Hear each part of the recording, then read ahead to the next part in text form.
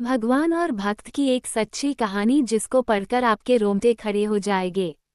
दोस्तों, बड़े बड़े कहते आए हैं भक्त के वश में है भगवान। ये बात बिल्कुल सच है। अगर हम दिल से उसको मानते हैं तो भगवान हमारे हमेशा साथ रहता है, हर काम में हमारा हाथ बांटता है। आपने बहुत कहानी सुनी होगी जिसमें भगवान उनके साथ उनके हर काम में हाथ बंटवाते हैं। जैसे ब्रह्मानंद गुरु जब सिर पर गठा लेकर आते थे तो उनका गठा अपने आप उनके सिर से ऊपर उठकर आता था। उसी प्रकार कृष्ण भक्त जनाभाई जब घर का काम करती थी और काम करते समय भगवान के भजन करती थी तो जब वह थक जाती थी तो उसका आधा काम खुद भगवान करते थे। इसी तरह नरसी भक्त की बेटी का भात भगवान खुद आकर भरते हैं। दोस्तों, भगवान तो हमेशा हमारे साथ है, बस वो तो हमारी श्रद्धा देखता है कि कितनी है।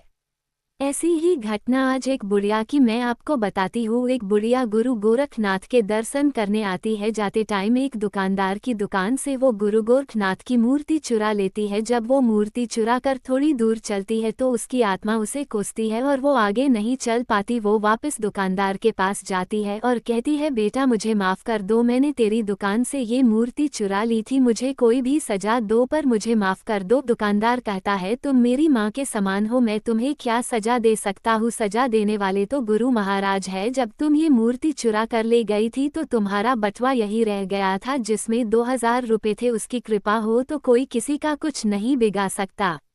उसके बाद बूढ़ी माँ कहती है, मैं ये पैसे तुझसे नहीं लूंगी, ये पैसे तेरे हैं, मुझे आज मेरे गुरुजी मिल गए हैं। वो बहुत खुश होती है और घर चली जाती है। वो हर रोज खाना खाने से पहले गुरु गोरखनाथ को खाना खिलाती है, नहलाती है, कपड़े बदलती है, हर रोज ऐसे ही पूजा करती है। एक दिन वह बीमार हो जाती है और अपनी बहू को गुरु की सेवा करने को कहती है। उसके बाद उसकी बहू के हाथ से मूर्ति छूट जाती है तो बूढ़ी माँ रोने लगती है और जिद करने लगती है, डॉक्टर को बुलाकर लेकर आओ, गुरु को चोट लग गई है। जब वो बहुत समझाने के बाद भी नहीं मानती, उसका वहम खत्म करने के लिए उसका बेटा डॉक्टर को बुलाकर लाता है। डॉक्टर आता है और जब वो उसका वहम मिटाने के लिए मशीन लगाकर देखता है तो मूर्ति का दिल धड़कने लगता है। डॉक्टर बहुत घबरा जाता है और बार बार मशीन लगाकर देखता है, तब भी ऐसे ही धक धक की आवाज आती है। डॉक्टर बहुत घबरा जाता है और बूढ़ी माँ के चरणों में पड़ जाता है। दोस्तों, सच्ची भक्ति हो तो अपने भक्तों की लाज बचाने के लिए भगवान जरूर आता है।